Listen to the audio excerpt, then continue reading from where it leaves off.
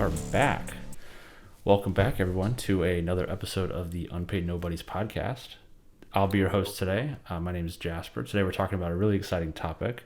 But before we get into that, don't forget to like, subscribe, hit that notification bell. Don't forget to follow along all the social media platforms. I think we've got an X or a Twitter, don't we? And then I know we're on Instagram. So we technically do have an X, but we don't really post on it as much. follow along on Instagram. Yes, Instagram we do keep up with, absolutely. Yeah, like I said, we do have an exciting, interesting topic today that's a little bit off of our usual content. But before we do that, we've got a bunch of great news topics for you today, along with some really exciting releases this week. So let's get right into it. Oh yeah, absolutely. But like you said, we do have a really great week because I've been excited to finally get into Daft Punk. Sorry, Zay's been running around. But yeah, Brandon's gone, so it's a very busy end of month. But yeah, let's get into the news. We have a very wide range of just stuff going on. It's a lot of good content. We have can't believe I'm saying this. We have the debut album of Andre 3000, who's been in the industry for as long as I've been alive, I'm pretty sure. But he's dropping New Blue Sun, and it's not even a rap album. It's going to be all flutes. It's 80-something minutes long, and I'm going to listen to it. It's not just all flutes, it's improvised. Apparently, every single track is improvisational. Hey, I'm here for it. If anyone could do it, it would be this guy. So, 100%. We've heard many memes of him in Japan, just walking around with a flute. And now, here we are. Now we know why. Literally. Some other really big news. We have the collaboration. They've been dropping a couple singles, but we have Lil Wayne and 2 Chainz. They're finally here, dropping Welcome to College Grove. Super excited for this. I follow both of them for I don't know how long, and I've had a very big 2 Chainz phase recently. I'm going to be that guy and just put it out there. It's College Grove. Oh, College Grove. Yes. Sorry. Yeah. I remember, because I remember the first College Grove came out right before I saw them when they were at Coloring Day. And they did a bunch of stuff. They did a bunch of stuff off the original College Grove back in 2016. And they were, people were going crazy. So they did a bunch of that, and then they broke into the, classics. So, Lil Wayne came out and then just did a bunch of his classics. I do remember Lil Wayne out there. He was going crazy. And the crowd was... That was a big day. Yeah. That was a big day. Not the big day, but a big day. Thank God it was not the big day. We love to hit on that album. If there's someone out everyone does. If there's someone out in the comments watching this right now who loves the big day, hit us up. Hit the DM. We want to know what your thought process is. No, it's hey, not. I'm putting it out there. I'm putting a bounty out there. I need to know. It's so we can attack you. Yeah, it's like you go to a supermarket or something and you hear over the loudspeaker would the owner of a lime green Toyota Corolla come to the front desk? Oh, is my car being towed? Nah, dude. I just want to see what you look like because your car's so fucking ugly. What kind of person drives a lime green Corolla? And it's what kind of person loves the big day? I have to know. We can't attack these people. We need as many events as we can have. Well, if you said, hey, I put my money where my mouth is. You say there's nobody out there who likes the big day. We won't lose anything from this. Oh, that is fair. There are no stakes to this. Look, I would be shocked, honestly. That would be the hottest take I've heard this year. Come forward. No memeing. I want answers. You will give them solutions to fix their music quality. Yeah. But yes, we also have that. We have, and honestly, I'm very excited to talk about this. Unfortunately, Brandon isn't here, but Danny Brown is here. Corintha is finally here. I'm excited for that. I feel like this might be a huge follow-up to the rest of his discography. And we also got Scaring the Hoes recently, so the vibes are out there. And then I think I'm finally gonna do it, Jasper. I've been denying Chicago rappers for a very long time. Mm-hmm. I don't really care about Lil Durk. I don't care about G Herbo or anyone else, for that matter. If I'm being honest, I think I'm probably gonna tap in. They're coming out with Nightmares in the Trenches. The whole collective of OTF is going to be releasing or being on this album. Apparently, I'm finally going to listen to it. All right, we'll see how it goes. I just every time I think about listening to new Chicago rap, I think about that tweet you sent where it was like Chicago. It was all caps. Chicago rap is in shambles. G Herbo arrested on gun possession, and like all the Juice World is dead, and all this other shit. And then it's just Chance the Rapper, and it's like, oh no. Yep. There is no good news. This is all sad. Yeah. What are we doing right now? I say we like I contribute anything to that I space mean, aside from we're opinions. we're a part of the community, kind of. Everyone is in shambles. Kanye sucks. Chance is dropping music. Anyway, Yeah. but yeah, those are all the albums coming out, and then we have a lot of singles and EPs actually. Drake said he's taking a break. It lasted a month. Yeah, that sounds He about is right. here. He is here again with Scary Hours 3. I will say this, and Jasper, I will let you attack Drake openly. I'm not. Look, after the last album, I'm not defending him anymore. But Scary Hours, at least in terms of the EPs that have came out, the first one and second one actually is pretty good. So like, I'm somewhat hopeful. Yeah, I mean, I didn't listen to For But All the Dogs, so I don't have a metric. I know that it's not good. Like I've seen all the reception and everything, but that's it's funny because we talked about this a little bit earlier, like a couple weeks ago. It's like when you get to that size, you lose the personality because you're trying to appeal to so many people, right? So like when you make an album for all the dogs, it really is not as all good. the It dogs, needs to be for some of the dogs, and it needs to be like tailored to collective group of dogs. a certain sound or a certain group of people. And then if that is truly authentic to those people and they love it, then other people will find out about it, and it's it has that kind of like snowball effect, I guess. I don't know. I I'm I I'm agree. I'm not expecting anything different or exciting or interesting. It's not like he's suddenly gonna reinvent himself after 3 months. Yeah, no, it's way too quick. I am interested though. You said you never really listened to For All the Dogs. You never No, I got to. never even start. I listened to like a couple songs off of Her Loss and some other stuff from that prior release, and then I didn't Hmm. touch For All the Dogs. At least not yet. Because Right. I was out the week we reviewed it. I was out of town. I do recall. I'll say this, and I was actually telling or texting Brandon about this recently. I took a very long break because For All the Dogs is a heavy listen, and like the week that we was reviewing it, I think I listened to it like 3, 4 times, and it's a long album. It was the first time in a while Wow, where I was like, it's an "This hour is and it's almost an hour and a too half. long." It Yeah. is a long album. Now I'll say this: I took a break partially because it's like it wasn't that good in the time. And I will say this: I'm not gonna go as far as to say like, oh, I was too harsh on it because I don't believe that. I do believe it's an album that it needs a lot of improvements. It lacks in so many different places. Hmm. But I will say Drake. I don't know how he does it. Uh, I don't know if there's a science behind it. But Brandon also confirmed that some other people were selling this to him. But I feel like Drake has a weird talent where like I will hear his music Hmm. on release Yeah. and either be like it's okay or be like it's good. But then like months down the line is just like okay, this is significantly better. And I can name probably like 50 Drake songs that like at one point I was like this is okay. And then I come back to it and I was just like wow, I either missed so much between like the lyrics or like the quality behind it or whatever you're just trying to get across. And I will say, I took a break from For All the Dogs and I listened to my version because during our episode, Brandon and I broke down the actual album to like something that's worth listening to Yeah. and cut out all the crap for the rest of the dogs. Yeah. Of course. And it is so much better. It is actually so good. So like, if you are going to listen to the album, listen to either Brandon or I's version because I feel like it's just significantly better, and it's just a weird phenomenon. I just can't explain it. I definitely want to hear it in its original form first, but I would definitely do that afterwards. Yeah, There are only which is understandable. there are only a handful of albums I've ever gone through and done that for.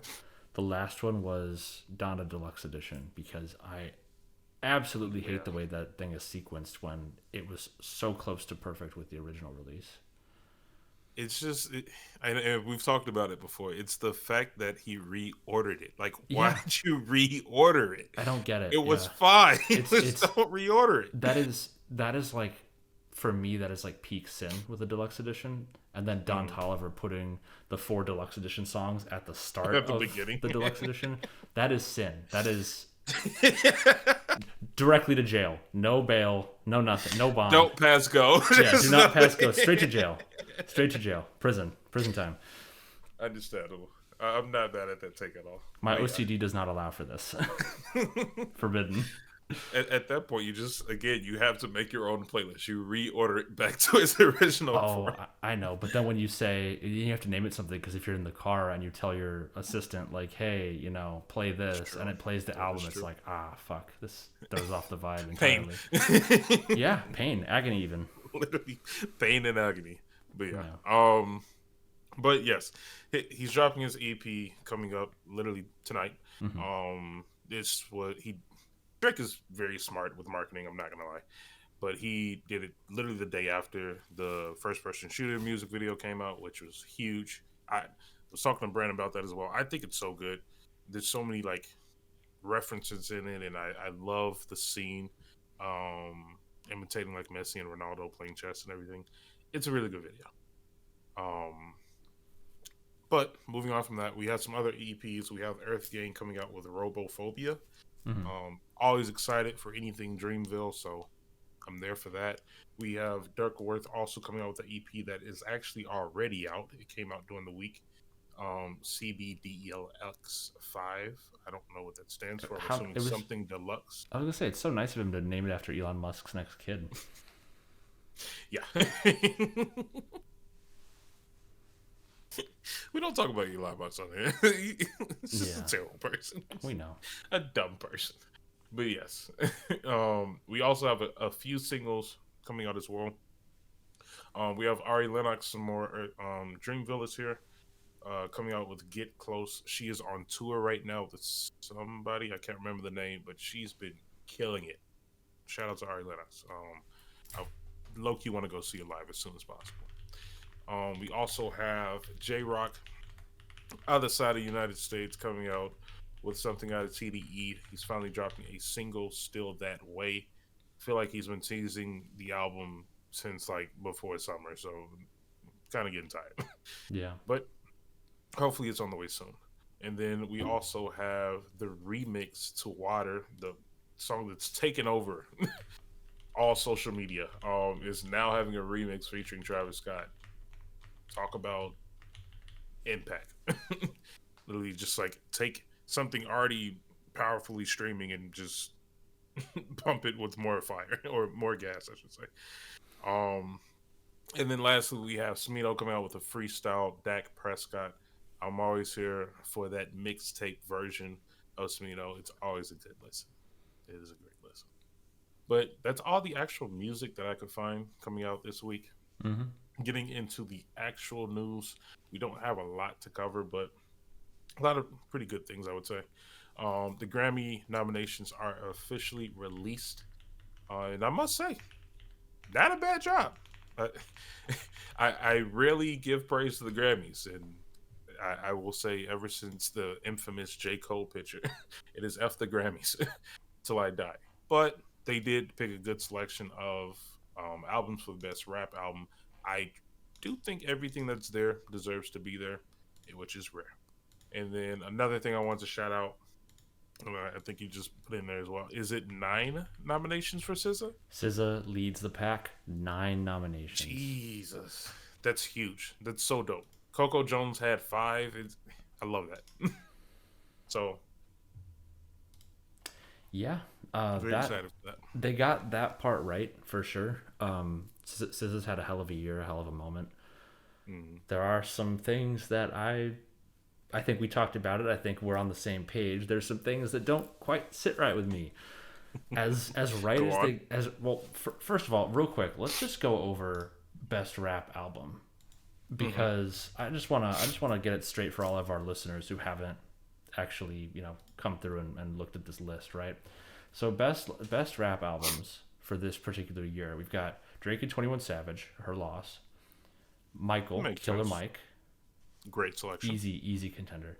Heroes and Villains, Metro Boomin, which Give it to me. I'll take it. sure, I guess. King's Disease 3, Nas. Admittedly, this is the only one on this list I haven't listened to.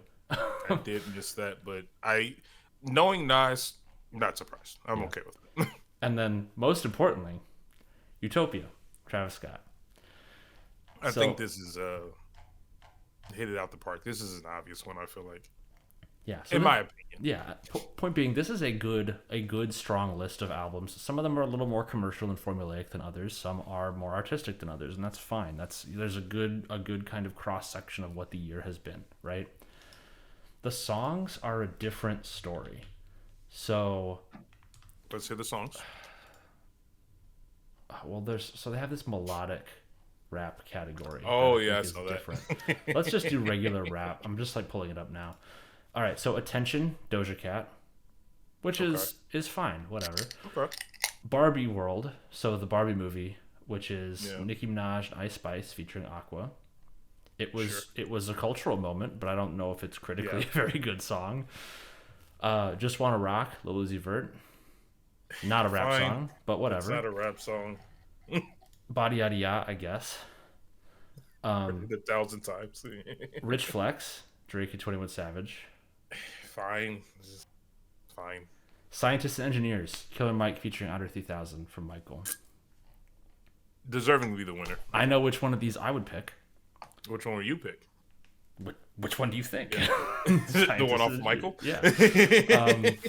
I gotta say, not to be that much of a fanboy, which obviously I am, guilty as charged, but I am disappointed that there's no song from Utopia for best rap song. I will say this. I agree that there are songs that do deserve to be on this. But considering the selection that was picked, I think more than half of these aren't good selections and Well- shouldn't be nominated. So it just kind of takes away from the whole category. Like, don't get me wrong, Yeah. it'd be nice to see him win it, but like I think, and at least for most people that I've talked about this with, Utopias should win album of the year. It Or should rap rap album of the year. What I'm amazed So by like, though, if he gets that, I'm fine. yeah, just in that context though, I'm amazed that Rich Flex is nominated over something like Meltdown. Right? I mean, it's of a similar quality, but I think Meltdown is a much more interesting song in terms of what it actually does and where it goes. I would say this. I also agree that Travis Scott, at least one of the songs off of Utopia, would deserve to be on this. But I wouldn't put much weight behind it. No, I it's know. just one of That's those fair. things where it's like, it's the Grammys. Yeah. He's probably gonna win album of the year. It's like, it just get that. That's fair. That's fair. The other one that I mentioned in the group chat that we talked about, I'm surprised Telekinesis isn't nominated for anything because it's got the Future feature and it's got, Yep. I think, one of the strongest features of the year, also SZA, coming in for that crazy like bridge third verse, whatever she's got going on. Insane. They were probably like, SZA's got enough. It was just like, Facts. That being she's got said, enough. Like, that being said, yeah, I mean that's just such an earworm. It gets stuck in my head all the time, and it's like, I thought I could see the future, and then that song wasn't nominated for anything, and now I'm like disappointed. you don't see anything. You are blinded by your love. I mean, to be fair, But again, it's just one of those things. I feel like publications, these award ceremonies, yeah, I know, yeah. it is what it is. My thing is that I tend not to follow the Grammys all that closely. The last time I watched the Grammys was probably 2014 because 2013 was an absolute banger year for music, and they actually got it right, and they gave Daft Punk like I think 3 Grammys for Random Access Memories. But the Oscars, the formula is very different. Like, I find it very easy to predict who's going to get what in terms of nominations and also wins with it because the Academy works in a very specific way. And they definitely focus on, like, elevating stories and experiences that are diverse or non-standard in a certain way. Like, a film has to be artistic. Even like an excellent action movie generally isn't nominated for anything unless it's like a special effects award. So I'm just so used to that. Meanwhile, the Grammys are much more commercial in like a weird kind of parallel way. So it's like it always throws me a little bit when I see the nominations, and I'm like, really? That's like what you're going with out of everything that we have available? I mean, it's just one of those things. I feel like Yeah, even last year when they put in like God did or something like that, it was just like, okay, this is aggressive. Like yeah. this is aggressively like wrong. It's like pitch. It's the pitchfork effect. It's like let's generate negative publicity so people will watch the but award show. but that's what I'm saying. Yeah, It's one of those things where it's like people are gonna have their own opinions, which is totally fine. It's normal and healthy in a society. for sure. But like, I don't care about these things. I haven't watched an Oscar, a Grammy, whatever the third one is, Emmys. an Emmy, in probably like a decade or more. Because Yeah. like, it's one of those things. I think it is healthy. I want to actually talk about this just in general, and I feel like we're gonna have an episode about it soon. Hmm. I love the idea of artists doing more than just making art. I feel like the only thing I can reference it to that I know just as much is sports and the idea of like telling someone to like shut up and dribble. I just feel like it's unhealthy. I feel like there's so much more to a person on their creative side that they can express outside of their music, Hmm. whether it be an actual art show, whether it be musical effects and music videos, whether it be film, being in a movie, brand Structural deals engineering. with clothes, literally any going to school to be an architect. Yeah, like, I just love seeing extra stuff, just in general. So I'm okay with people being a part of multiple different totally. avenues and their artistic creativity. But it's just like it is what it is. It's the Grammys. It's whatever. Yeah. Um, One thing I can't let go of though, they did my boy Joji dirty. you mentioned that. I'm gonna be honest. I don't know if I heard the new album. Was that last year? Smithereens. Late last year? Smithereens came out in November of last year. The cutoff is September 15th. So Mm, it wasn't nominated or what it didn't qualify for last year. It qualified at the very start of this for this cycle, and it's nominated for nothing. And I think it's one of the best albums of the year. I listened to it again today. It's so good. It's just good, sweet, concise, super beautifully arranged, and the instrumentation is excellent. He comes across super strong vocally everywhere, and it's just disappointing. Like I think that album is really something special that we don't see all that often. I equate it mm. to The Weeknd, where it's like, yeah, it's like kind of poppy and commercial, and it's like commercially very successful, but at the same time, we see that rare thing where it's like it's also good. You know, like not many super commercial pop Mm. albums are really all that good critically, and I think The Weeknd defies that, and I think Joji really defies that. I am curious then because that was going to be my first question. Just playing a little game. Hmm. You mentioned that would you put it underneath pop then? Oh, it's definitely yeah. It's like I struggle to use this category. I always describe stuff like this as like singer songwriter, but singer songwriter traditionally is like one person and a guitar like playing a song. But technically, that's like the only thing I could really equate it to. It's like singer songwriter or like ballad style with like a kind of like a synthetic pop background, like not synth pop specifically, but like a pop sound that is synthetic in the way it is produced. There's a lot of piano. There's like some other loose instrumentation in there, but Mm. yeah, it's like it's drums, it's synth, it's pop, and it's like it's his voice. It's like I the okay. accompaniment. So the next question would be, Hmm. if you were to nominate it, obviously something would have to go.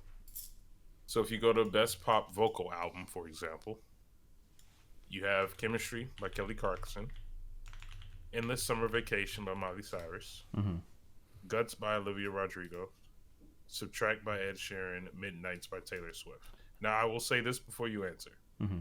From I don't listen to this music really, but what I've been told, you're not touching Taylor Swift clearly. You're not touching Ed Sheeran. You're not touching We all Olivia know Rodrigo. Taylor Swift is gonna win it anyway. Like whatever. Right. So who are you replacing? Because I'm assuming it's Kelly Clarkson or Miley Cyrus, but that's me giving an ignorant answer. Well, I can't say because I haven't listened to any of those. I So got so I don't have anything to compare it to. I just think snubbing him is really unfortunate because I think it's a really standout album, both commercially and artistically. you. I think that Glimpse of Us could easily have been nominated for Song of the Year, and it's not. Like a song of the year. Okay. Although to be fair, I don't know because "Glimpse of Us" was the lead single. I don't know exactly when it came out. It's possible that that was in the cutoff for last year. Let me check. Just while you're looking, song of the year this year. Oh yeah, no, "Glimpse of Um. Us" would not have qualified because it came out June 10th of last year. But the Okay, album bet came then it out. The doesn't album came matter. out in Yeah. November. Yeah. I don't know how they measure it anyway, but regardless, Grammys. Yep. Grammys. But I guess we can move on then. We won't stay on it too long. Another thing that has been released within the last week has been the Rolling Loud lineup. And What I a shit must show. say, I fully agree with everything I see online, which is very rare. But this is not a good lineup from what I've seen.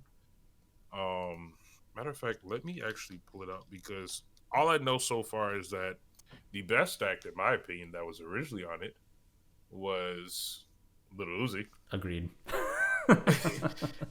who then put it in his Instagram story, adding them. I didn't agree to this, and they replaced him. I'm sure that there was like negotiations going on behind the scenes, and he hadn't been told like, "Hey, do you want to do Right. Rolling Loud?" Like they were trying to set it up, and then they published it way too early. Oh my It's god. like, how does this even happen? But anyway, that happened, so it's already starting off with bad controversy. Hmm. Where the headliners for Friday, Nicki Minaj, fine, fine. Saturday, Post Malone, fine,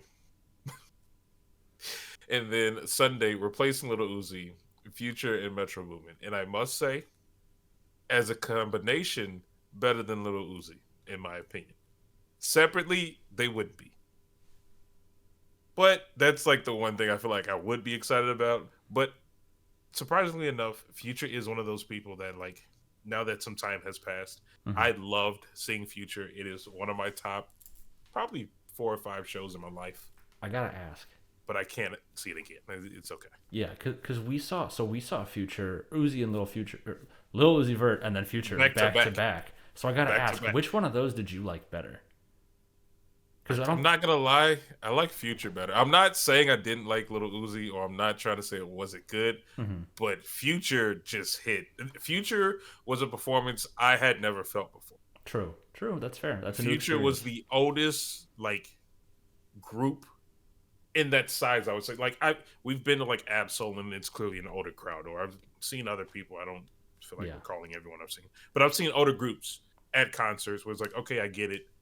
40 is like what you see in reality. Hmm. Um, but like to see that mass of people like all going for Future, and like I'm gonna say this with a grain of salt, but like I feel like a lot of artists that I listen to and people around me listen to are kind of catered to a white crowd in reality because it helps the streaming numbers. Yeah. And I'm not taking that away or judging people for that, but that is the reality.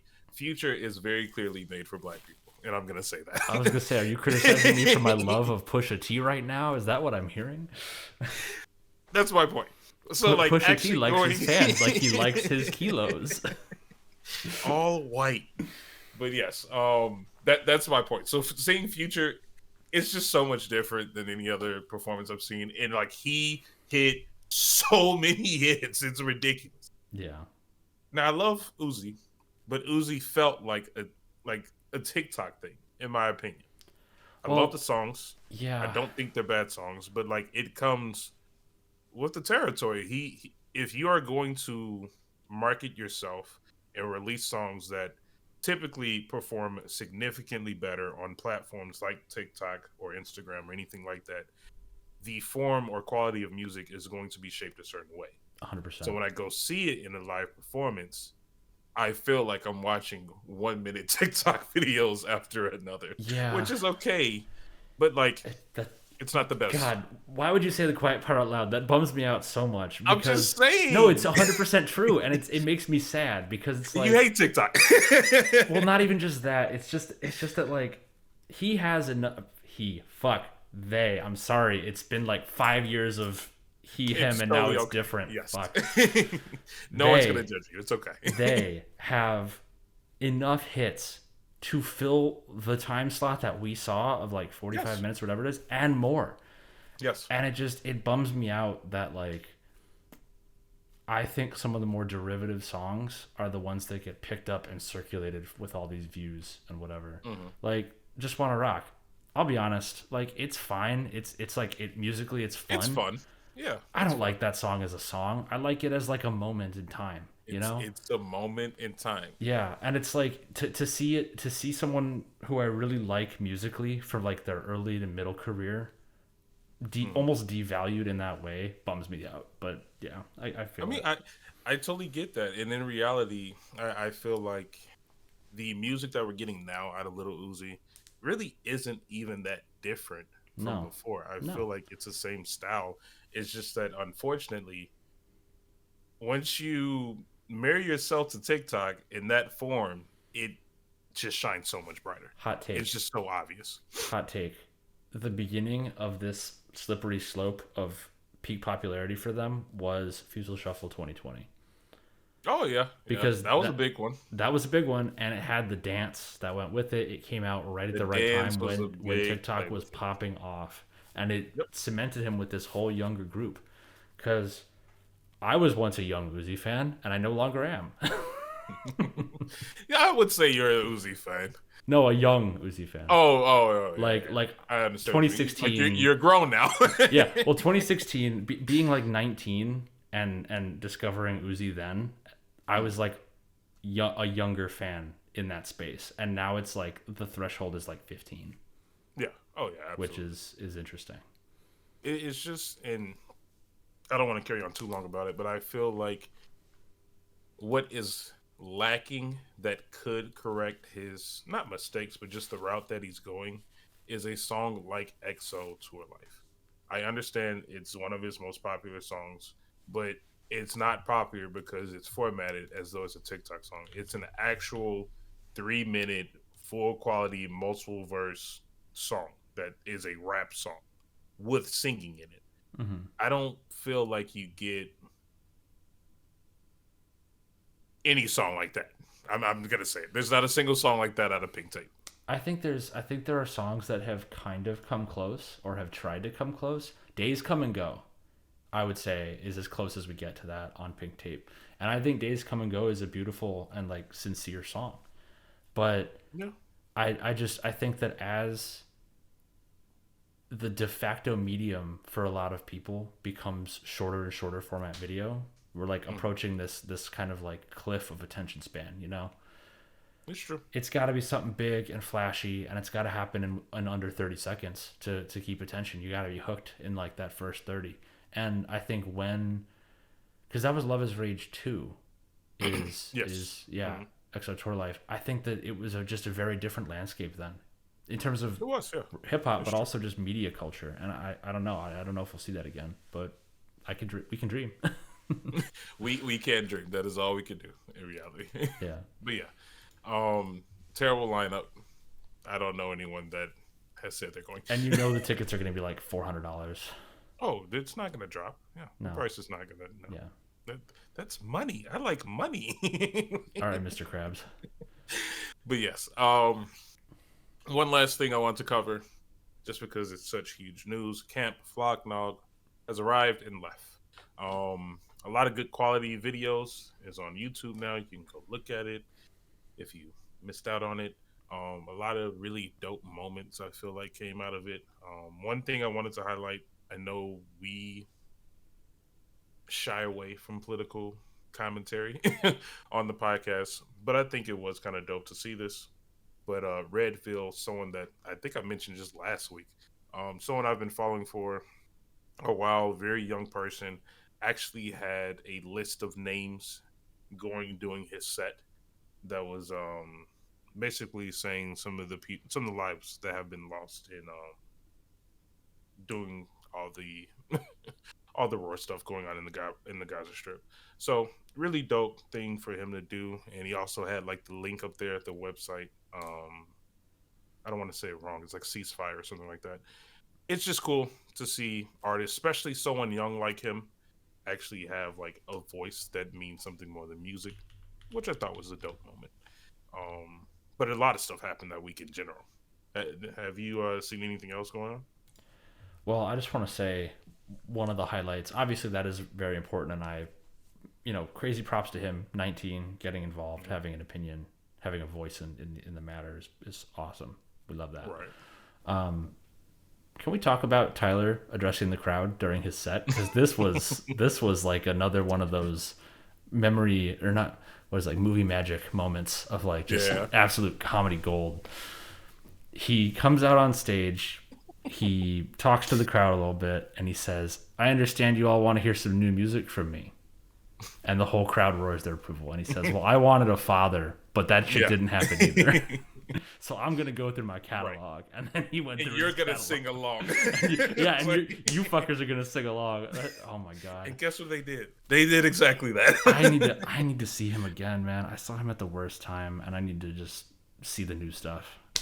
I I'm not gonna lie, that is on the list now. Now that I've Yeah, hit damn near all my lists minus Frank Ocean, which will probably never happen. no, Tyler's going to have to be very high on that list now. I'm yeah. shocked that I haven't seen him. Seeing Frank Ocean live at this point, even with all the IG stories he's been posting, is like seeing a unicorn. It's just you're either tripping or it's just never going to happen. And that's one of those things. I just want to throw back to an earlier episode when we talked about the Coachella disaster, and I Yeah. was in the Discord afterwards making memes about the whole.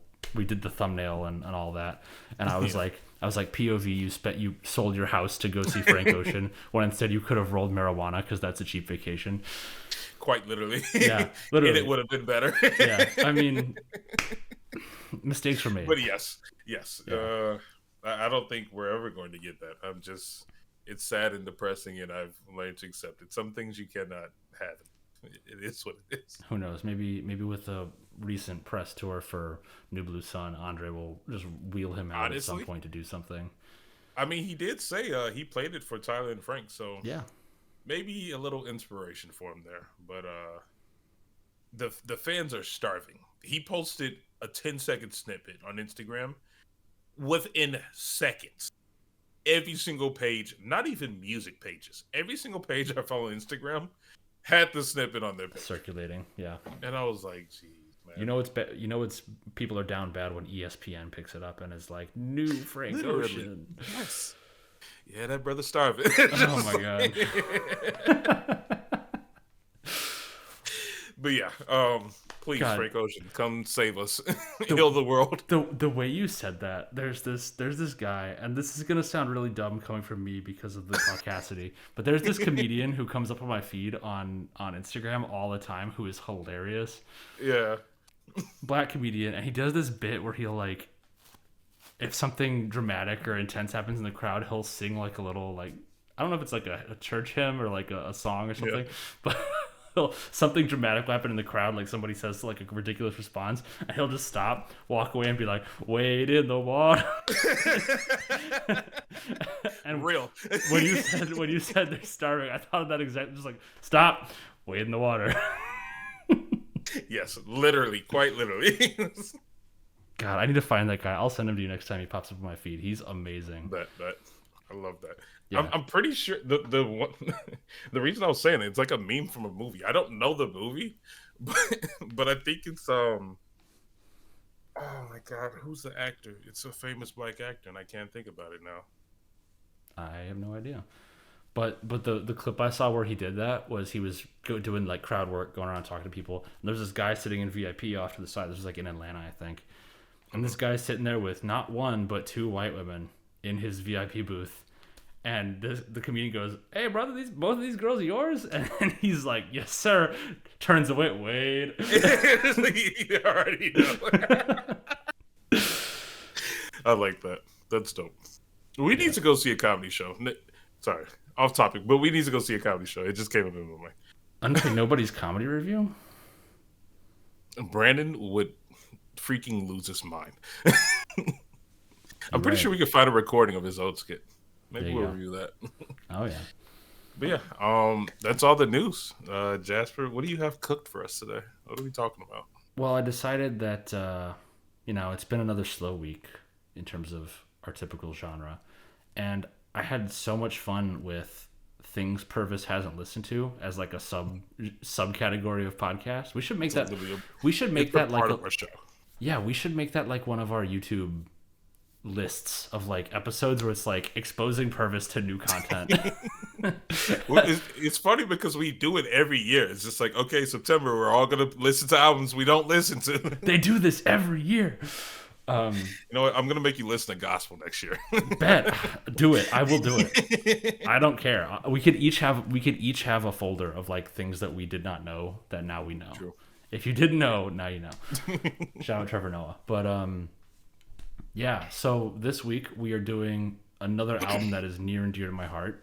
Critically, I think this album is not obviously as on a pedestal as Dark Side of the Moon, but this is an album that I personally place higher than Dark Side of the Moon. This might be album 3 of my top 5 albums of all time. Really? Okay. Yeah, it's up there. And we're covering Discovery by Daft Punk, the 2001 release that changed the face of electronic music forever. Yes. Yeah, this is iconic. I want to go through and we're going to break it all down. We're going to go through the entire track list. We've even got like a little game set up. But before we do all that, I need to know, what is your level of experience with Daft Punk? Have you listened to them before independently of the podcast? Like, what's your familiarity level? At least for Daft Punk, I will say I'm not as lost as I was for Dark Side of the Moon. Yeah, well, I don't just blame because, you. Yeah, this is much more recent. Yeah. If anything, this is a music genre I'm slightly more familiar with, I would say, just because. And I'll get deeper into it later. It was a point I'm going to bring up later, but I feel like having hip hop as my main genre of music has had a huge impact on how I consume other music in general. Yeah. And just because like something like hip hop focuses so much on the lyrics and the words, like I am looking for meaning in words, but in reality, this type of music isn't very like heavy with words in general. It's more about the feeling and how you react to the music and things like that. So with that being said, I am more familiar with Daft Punk just in general. But the music I don't consume often, so this was a treat. I'm not gonna lie. It was a treat. I quickly realized that I understood the impact that Daft Punk has on electric music, EDM, and anything that's even somewhat close to that. But I didn't realize how much I knew. Like, this was me filling in the gaps, essentially. I knew half the songs, believe it or not. Yep. Like actually, like know half the songs full start to end. And this was like, okay, let me listen to the rest of the album. Let me find out, because, and this happens in all genres and all albums. You hear the hits, and then you miss the meaning. You miss the middle parts. So it was nice. It was nice coming back to this. I know enough about Daft Punk to like have a conversation about it even prior to this album. And this was a nice listen to. It was dope. Really dope. That's good. Yeah. For me, I first really started seriously listening to Daft Punk probably as a sophomore in high school. I had a music teacher who was really into them. And at that point, I knew most of their hits, if not all of their hits, just in passing, but I never actually sat down and like listened to the albums. And I did. That was like the first time when I did. And I started out at the beginning, started with Homework, and then worked my way through. And I was in the same boat where it's like, it's a discovery, if you will, but of the whole kind of, not just the genre, but also like that specific style and that set of tracks. It's like, oh, so that's who this is, that moment. And I mean, 100%. there are other artists who are from this period across genres who I've had that experience with. I remember when I discovered Nirvana, like fully for myself in like 7th or 8th grade. And I knew every single song off of Nevermind. I just never put it together that they were all Nirvana. I was just, because my experience was like in grade school, being in the car, and like it comes on the radio, and you never hear what the song is at the very end. The announcer like says it or whatever. It's like, oh well, it's just another you don't song. even control it. It's just like, oh, the radio's on. Yeah, exactly, exactly. So yeah, there are definitely a lot of albums in this period that have that kind of like kickoff for me in that way. Going off of that, was there anything going into this that you kind of expected in terms of the way the album would sound, or maybe something you would pick up on, something you hoped for, or something you maybe didn't think you were going to hear or didn't want to hear? Um, at, at least in terms of like going down the list of like expectations, wants, and like fears and things like that. Um, I expected this to be extremely familiar. Mm-hmm. Um, Even looking at the lineup of the songs before pressing play one more time, obviously I knew that. Harder, better, faster, stronger. Obviously, I knew that Yeah. through the samples. Something about us, I knew that immediately. Mm-hmm. So, in terms of expectations, like just coming in with a positive mindset. That's all. Um, I didn't know if it was going to be very word heavy, but I feel like my introduction to anything close to this was like the dubstep era when like you had an Xbox original and you listen to Skrillex and it's just like that is my reference. The Borderlands 2 trailer that features Doomsday by Nero from like 2012, 2011, Yes. 2012. Yeah. That was a Literally. moment. That was a moment. So that was my like expectations, just like okay, this is electronic music.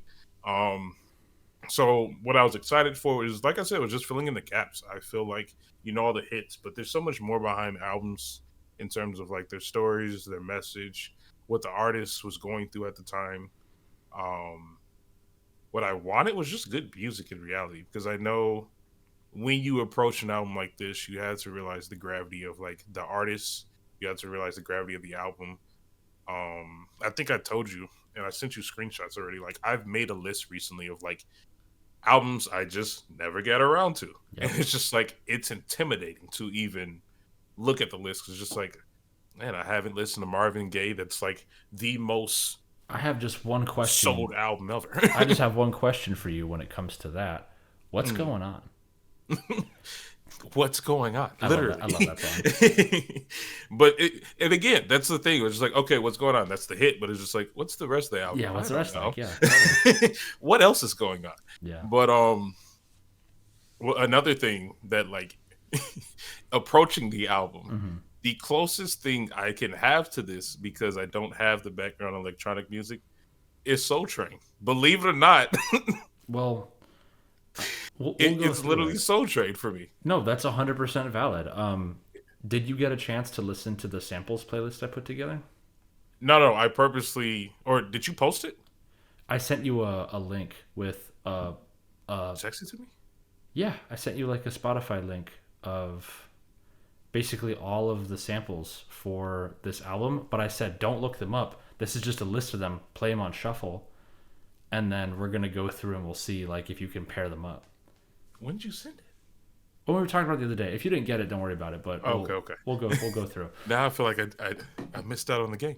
But basically, yeah, you're right. This entire sound is founded in disco as a sound, Yeah, and disco it just makes draws sense. all of that from.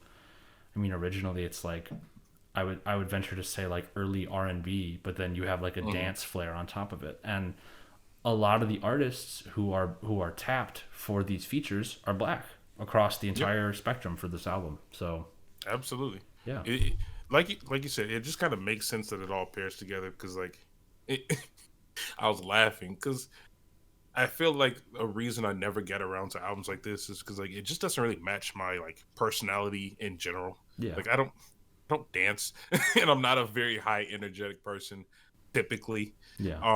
unless I'm like passionate about something, obviously, but that's everyone. Um, so like I'm on the train going to work and listening to it for the first time, Hmm. and there's a really like popular video of like the camera's panning across like the Soul Train like show, Hmm. and the guys up there on stage. I've seen it. I've seen it. I know exactly the one. The guy It's in the just a orange. dude in the orange. The guy in the orange. It looks He's like doing it's like the what's he doing? He's got like his hands are like together. He's doing like this weird snake thing or whatever. I know exactly what you're talking about. he was going crazy, That's and everyone's like, he is on the purest cocaine. This that's is the 70s. that has been on my feed, and it's everyone's like, my guy is feeling it. Just like I want what he's taking, and that's essentially like listening to music like this. Like I am calm on the train going to my 9 to 5, and in my head, I'm the orange guy just going crazy. Maybe I am the orange guy. I have a very similar video saved on my phone that I have to send you. I went with some friends a couple months ago to what's that jazz bar in River North that's like super famous and popular. It's basically like there's like these two sides and they play like different shows on each side while they set up for the other one. I forget what it's called. Let me look it up. But I was there with friends and we were watching a set, and it's like River North area. The most coked up white man you've ever seen doing that exact thing. And you know someone's really coked up when their shoulders reach a certain level of looseness where they're like, yep. and this man was doing like full on like shimmy, shimmy, shimmy, shimmy, shimmy, where he was like leaning down and then back up, but he was like rolling the shoulders. I was like, this man, no amount of beer can stop this man tonight. It is over. This is the energy level. You guys want to start a business? That man was straight peaking, just going crazy. Yeah, he was feeling it, and I don't blame him at all. But it's absolutely iconic. Like people who get down to music like that in public, props, because that's definitely not me. Like I would never be so bold, but yeah, the embarrassment factor just. Also, I don't do cocaine. I never have. So it's just like I don't know. Yeah, it's like what is? I don't have that effect. What must that be like? Yeah. But yeah, but that was like my main reference. That like I thought Soul Train mostly when like listening or approaching this album, just in general. 100%. That's like completely like not only valid. That's like I guess what I would expect if you weren't like a big fan of disco, literally. Yeah. With that being said, now that we've kind of gotten our impressions, I'm curious, what would you say was like a highlight for you versus a low light of the album? Maybe like a favorite track and a least favorite track. I did think about this prior as well because I don't want to say the obvious answers because like Harder, Better, Faster, Stronger, I already know this song. Yes. Kanye made it. Well, obviously not, but like that was my reference. So I didn't want to say stuff like that. Aerodynamic is a banger. Aerodynamic is I love that song. Yes. That was probably my highlight in terms of like I would go back and listen to this even though this isn't like it considered a hit song off the album. It actually is. This one? Because Aerodynamic and One More Time flow into each other. So those two are very closely. Sense. It's like a back-to-back. In terms of plays, it's not there on Spotify, and I mean that's really not representative of anything. But in terms of popularity, those are up there. And okay, that's fair. Another album that I think you would definitely enjoy checking out is Alive 2007, which is Daft Punk's live album from their Alive tour. Okay. Brandon and I have talked about it a little bit on some earlier episodes, but basically, I personally think, and this is just me being biased, I think it's one of the greatest, if not the greatest, live album of all time. Because the entire thing, every single song where it's divided, it doesn't matter. It's a single live set all the way through that happens to be cut up in certain parts. And when Aerodynamic comes on, the crowd goes absolutely wild. Like, oh yeah. And the thing is, because a lot of their songs are in the same time signatures, they're like mashing stuff up live on set, like on the thing. So you'll hear like Robot Rock, and Robot Rock will become part of the song Technologic off of the same album. Buy it, use it, break it, fix it, trash it, change it, and it'll like those two songs will like overlay. And they do that with they do that with stuff on Discovery too, and it's super exciting. Oh yeah, okay. I didn't know that. I'll have to see the live version. That does sound dope though. So with that said, what would you say is a low light or your least favorite track? Surprisingly, my least favorite track would be Digital Love. Really? Personally, it was. This is gonna sound weird. It was too happy. it was too uplifting, which I know sounds crazy, but it was like one of the ones just like I don't know. That's interesting. It didn't hit me as hard.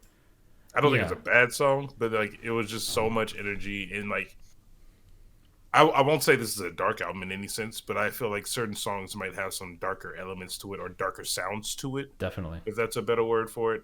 And Digital Love is just like fucking all happy. So that's one that just like I don't think it's a bad song. I just didn't like it as much. Gotcha. Yeah, I think that it's not my favorite track on the album. I do enjoy it, but I think it does provide a nice break from the high energy, because you get two very high energy songs back to back with One More Time and Aerodynamic, and then you have that kind of valley of Digital Love, and then it goes back hard into Harder, Better, Faster, Stronger. Right. So it's kind of like a little cooling off period. Like if you were seeing this album as a show all the way through, those first two songs would have you sweating, and you got to cool it down a little bit before you get back. Finally into relax a little bit. Yeah, for me, my highlights, I would say obviously One More Time is iconic. Like you can't get away from it. Face to Face is also up there for me. I love Face to Face. Oh yeah, it's a good song. I like that one. There's that break. I don't know if you picked it up, but there's a part where there's like the music cuts right when the vocals go. I tried to forget, cut until I hit the bottom, and then it comes back in with the bass line on till I hit the bottom. That's like really nice. Yeah, I like that. It's like it's like a low key banger, I guess is the way I would describe it. My least favorite, I think, is Short Circuit. Oh really? Yeah, it just has that super goofy intro, and like I get it, it's a robot that's like malfunctioning, and as the song progresses, Oh yeah, I remember. It like literally messed. I thought my headphones were messing up, bro. Yeah, it breaks down. Yeah, the entire track starts to fall apart, like it's like a robot shutting down, and it's musically very cool. But I think that It's creative. I'll give them that. It following Veridisco, that track feels like, so even though it's instrumental, it feels very like sincere and just like uniform and prompt in kind of a way. And then it goes into this it goes into this like very goofy instrumentation. Yeah. So yeah, for me that's not my favorite. That's valid. It's killing me. I can't remember what song it is, but it was one song I was really impressed with. Hum it. Hum that melody. Let's hear it. I'll know it. I don't. That's the thing. Okay, I'll say this. I listened to this album 3 or 4 times, so yeah, enough to like listen to everything and absorb it, but like not enough to know it right now. Yeah. There is one specific song. God, it's gonna kill me now. Does it have words or no words?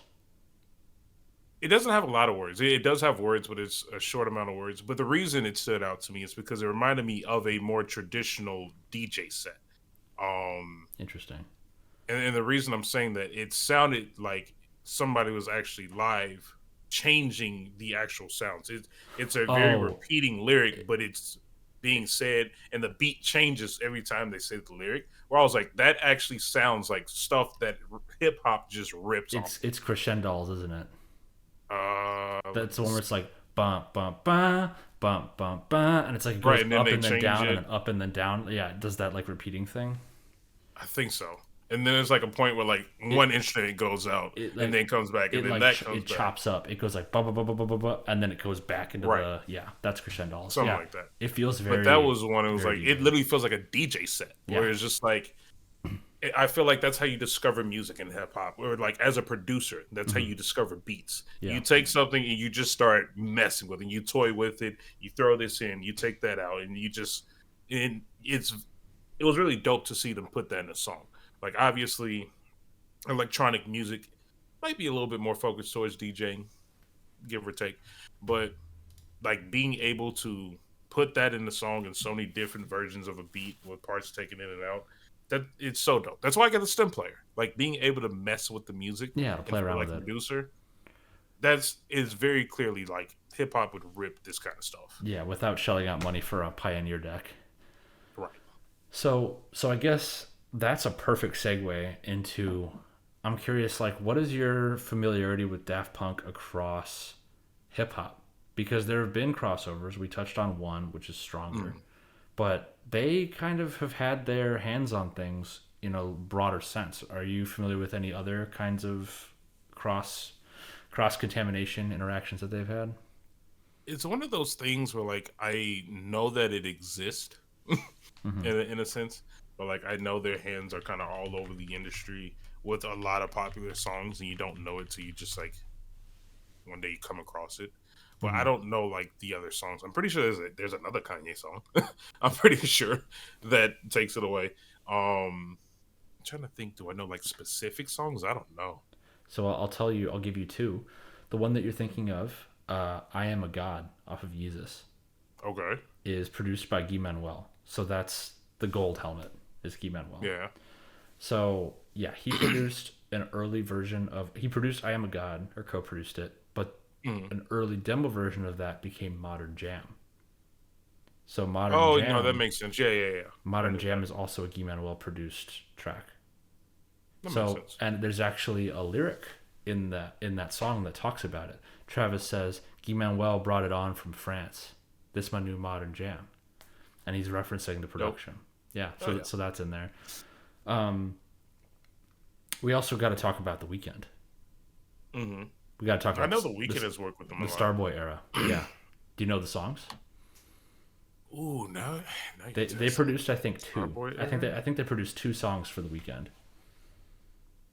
They were If both I was to they were guess, both that now to hits. be fair, Hmm. I haven't listened to Starboy in a minute.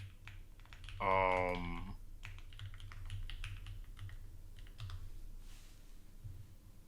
False Alarm, 100% is one of them. False Alarm, I'm assuming. No, Not that I know bruh. of. It's possible, but there are two that are 100% confirmed. It's like they worked on. I feel it coming. I feel like it's one. Yep, that is one. As soon as They're I played it, I actually was like, okay, no, that they are makes sense. actually featured on it. There's a bridge where you hear robot voices doing it. That's Oh, Daft okay. Punk Well, on the song. oh, then the other one is probably Starboy then. Correct. Yes. Yeah, no, The that two makes sense. hits. The 2 billion plays. Yeah. So yeah, they have their little breakdown on I Feel It Coming, and then they are also, I think they do also have a bit where they do the chorus to Starboy, if I remember right. I haven't listened to that in a while either. Another fun fact for you: they are in the music video for I Feel It Coming Oh, really? at I don't know if I've seen the music video. at the very end. So the music videos flow together, and it bums me out because there could have been so much more of a narrative here. This is like what I really get into in terms of like why I come to hip hop or like just Hmm. the genre in general. The video for I Feel It Coming, The Weeknd is walking around this alien planet, and everything's like falling apart, right? There's like a woman made out of stone, and he's like singing, serenading, whatever, and then stuff's falling apart, and then he becomes stone in the very end. But then it fades to black, and then it comes up again, and Daft Punk are standing like on the planet's surface, and there's That's like kind of this, cool. there's like they're like in these big black cloaks. You just see the helmets, and then one of them reaches down and wipes snow off of this like purple thing in the ground, and you don't know what it is, but then it emits this like sound, and you realize the sound that it's emitting, it's like a radio, it sounds like a radio signal, but it's actually Mm. the opening note of Starboy, where it's like it goes like it kind of like fades in, And then it goes into it. and then that's like potentially the start of Starboy video is very different, but musically Right. there's a But connection there. Yeah, no, that makes sense. which is pretty Which cool. is even more dope because in reality, it's the first and last song, so it's almost like a cycle type of effect Hmm. or rotation type of effect, I should say. Yeah, it's like a circular story almost, Hmm. and it's impossible to talk about Daft Punk at this point without bringing up Pharrell, Yeah, obviously.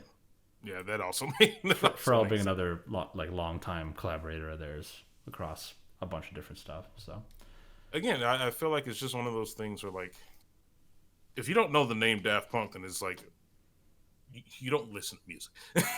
I feel like it's to that point where there's some names you just should know. They're household names, essentially. I have a hot take. Okay. Daft Punk is the MF Doom of electronic music. See, here's the thing. I haven't had my MF Doom deep dive yet. No. So, But like, here's what I'm saying. Here's what I'm saying. Everybody knows that it's culturally relevant, but of those people, how many have actually gone through the discography? They both wear masks. They're both super elusive.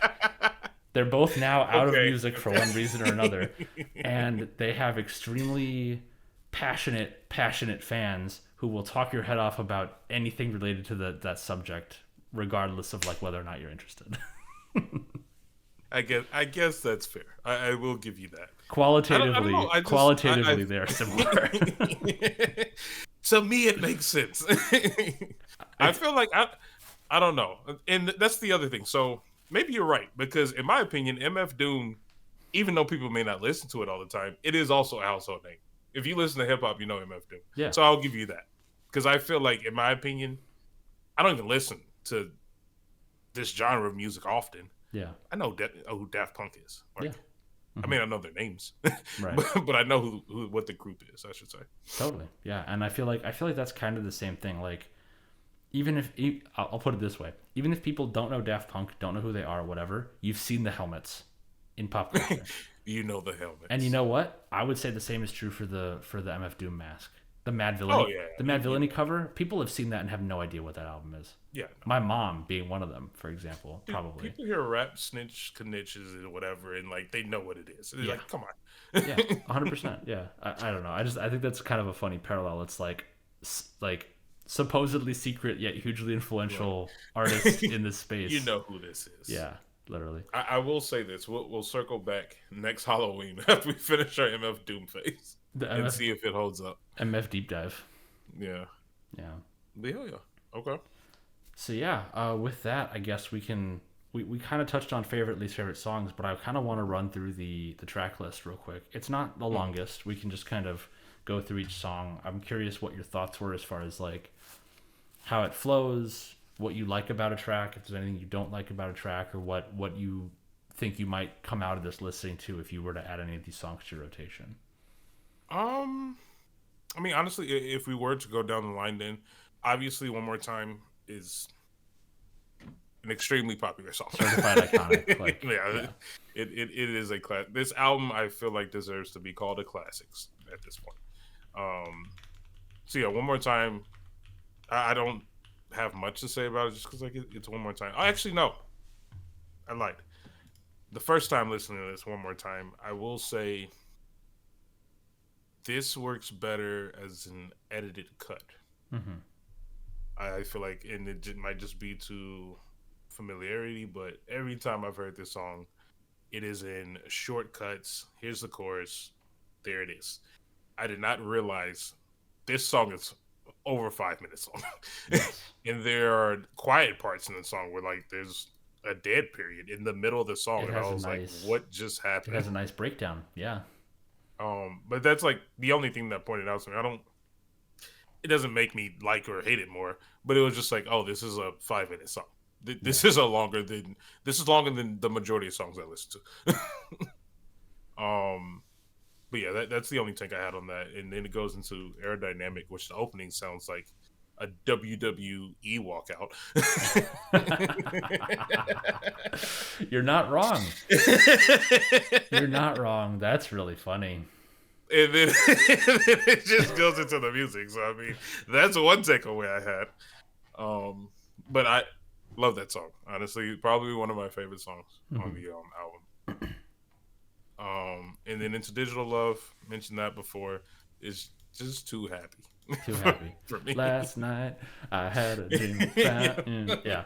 I don't blame you for that. I don't think that's a hot take. I think it's like a song that people like. So you Mm, not liking it or liking it less, like maybe a little bit controversial, but I see where you're coming yeah, from. 100%. exactly. If someone likes it, not mad at them. It's a Yeah. good song, just not for me. Yeah. Um, Harder, better, faster, stronger. Kanye. Wake up, That's my Mr. only comment. Wake up, Mr. West. That is my only comment. Certified Kanye moment. Fun story. I got into electronic before I got into hip hop. This was my gateway to Kanye. Like I had heard Oh, all really? this. I had heard all of the stuff off of College Dropout, late registration, all through grade school, middle school, whatever. But it wasn't until high school when it was like It's like, let's check this out. early high school, like late freshman, early sophomore year, where I like got into Daft Punk, and then Kanye was the graduation was the stepping stone into Kanye for me in that way. It was Hmm. through Daft Punk. Hot I believe take, that. hot take. Stronger as a song is too long, and definitely outwore its welcome with me pretty quickly after I like Oh, really? discovered Kanye. Yeah. I have a I have a question then off of that take. Hmm. Is it too long of a song, or does it suffer from its popularity? Both. Because I okay, I because I think was it's gonna both. say there are multiple songs out there that I've said this for years. There are songs that are certified hits Yeah. that I hate, and it's just because I heard it too much. Hold on, we're going home. I hate that song. We're going home. Yeah. Yeah. Not because it's just like a bad song. It's just because I heard it on the radio 5 times a day, I mean, that was me and with I feel Channel like it's the Orange. same impact with That this. was me with Channel Orange with Thinking About You Interesting. for a long time, up until Yeah, yeah. recently. Up until recently Thinking when I had about you. No. my Frank Ocean baptism, thanks to you. You are welcome. I was about to drive in the Welcome ocean. to the light. Yeah. But Stronger is 5 minutes and 11 seconds It is a long song. on an album. But it's a 3-verse song. We don't get those often. Yes, but it's also on an album that is comprised of anthems and it's music designed to be played in a stadium. And 5 minute Stronger songs is an anthem. Yeah, but 5 minute songs don't lend themselves to that format generally, I would say. Another song that breaks the mold that I also dislike off of Graduation while we're talking about it, Drunken Hot Girls. That's not a hot take though. I don't care for it, yeah. Yeah. A lot of people say that's one of the ones that can be cut. How that little sippy. Like, stop it. I hate you. I didn't make it. I I did not tell Kanye to say that. I did not tell Kanye to put that on the album. Look, I did not tell Jay-Z to say that. I think that's Jay-Z, isn't it? There is plenty that Kanye has said that I didn't tell Kanye to say. We know. Buddy, we are 1 year out from day zero. I know. We know. Day zero. That's what I'm calling it. DEFCON 5. Everyone's going crazy. 3, but yes. But yeah. Pain. Anyway, moving on to the rest of the songs. Crescendos, I believe, is the DJ one. Yes. I would have to re-listen to the album to remember. It is. I believe if that is the one, I love it. I absolutely love that song. I didn't say this early in the news just because we kind of whipped right into it. But I will be seeing Code of the Friend tomorrow, or Saturday. Ooh. And then next Wednesday, for Blackout Wednesday, I'm seeing Galantis. I'm very excited. You're seeing Galantis? Bro, it's gonna be I'm dope. jealous. I hope Galantis does Hunter. That's a good ass song. If you're interested, I know the original tickets are sold out, but the resale is like $10 more. So if you're interested, let me know. I'm going with like a pretty big group. What day is it? It's literally Blackout Wednesday. Next Wednesday. So just let me know. But Interesting. Not to get too sidetracked, I'm excited for a DJ set. Yes. So anyway, and then if I'm being honest, at this point of the album, I don't think it's a bad thing in any way, but it was just like an enjoyable listen. Yeah. Like it perfectly played as background music, and I feel like a lot of people say that as a negative thing, but I don't mean it in a negative way. Like, I turned this on while playing Rocket League, and it was amazing. You just went on autopilot. It was great. Yeah. Literally. Night Vision, I believe, is an interlude. It's a very softer song. It's very soft. Oh, this it is kind of like plays over. This is one of the songs that got me interested in talking to you about the samples. So, like, Okay. if at some point you go through and you listen to that list I made, I would love to hear your takes on like trying to pair up which sample goes to which song, or like which song is a sample for which track on here. Mm-hmm. But this is one. I'll just put this one out there for everybody listening. Night Vision is a song that never officially had a sample confirmed or credited, but people have been able to reproduce what it actually is. And it's a song that actually was not popular up until much more recently. But Guardians of the Galaxy came out in 2014, I think. Guardians of the Galaxy... I'm not a movie person. I don't want to... Guardians of the Galaxy soundtrack brought like late 70s, early 80s music to the forefront of pop culture again in a way that hadn't been done in a long time. One of the songs in that set, in that track list, is I'm Not in Love by 10cc, which is like an 80s group. It's like slow, kind of pop-esque, very synth, very like heavy synth. 10cc was never officially listed as like one of the samples on here, like that song I'm Not in Love, but that's what it is. They took the backing to that track, they slowed it down, they pitched it down, and that is what makes Night Vision. It's just that it was never officially confirmed, but multiple people who have gone and done like sample breakdowns have been able to take 10cc's song and cut it and slow it down and align it exactly, like beat for beat. So wow, kind of a cool hidden sample on there. That is kind of dope. But see, that's one of the things I would miss, just because like I wouldn't have listened to Oh yeah, even the yeah. other version. Well, people missed it for years is the thing. So when Guardians of the Galaxy came out and this song got popular, people were like, "Oh, hey, this sounds like this," and we have the means to like What do you reproduce it. know? Yeah. So that was something that came to light more recently for sure, which I think is interesting because it's like how many other artists have like super chopped samples hidden of like music that we just don't know enough about to Oh yeah, right. It's like Dude, there's a whole world there. that's the definition of rap music. It's a sample in every song. So Yeah, yeah, I yeah. get that. So going out of that, superheroes. I'm curious what your take is on this one because this one is Um, high energy. it is very like high energy. I enjoy superheroes. I will say it's more like an anthem. I feel like if any, please don't jump up here. Okay. Just waiting for the orange Like tail at the I'm bottom of the screen. literally looking at him, and I'm like, bro, please. Sorry. No, you're good. Um, this was a chant. Sorry, this was like a chant anthem. I feel like this is actually something that I would hear at a DJ set and literally just do like this for 10 minutes and not complain. 100%. But it's a very high energy song. I do like it. The lasers didn't hit really for me Oh, during towards the the end. like the bridge, yeah. Yeah, the lasers wasn't really for me.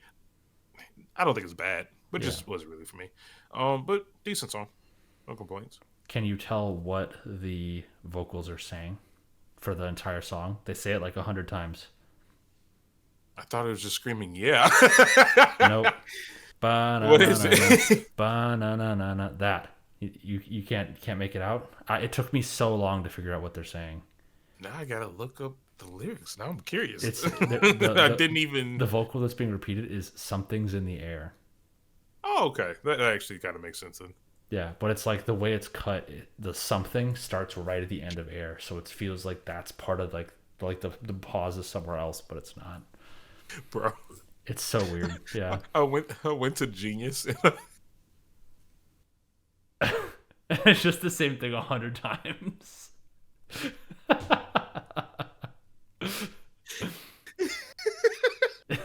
We lost him, ladies and gentlemen. Purpose has been broken by Daft Punk.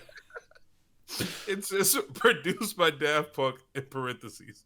Then it says refrain parentheses.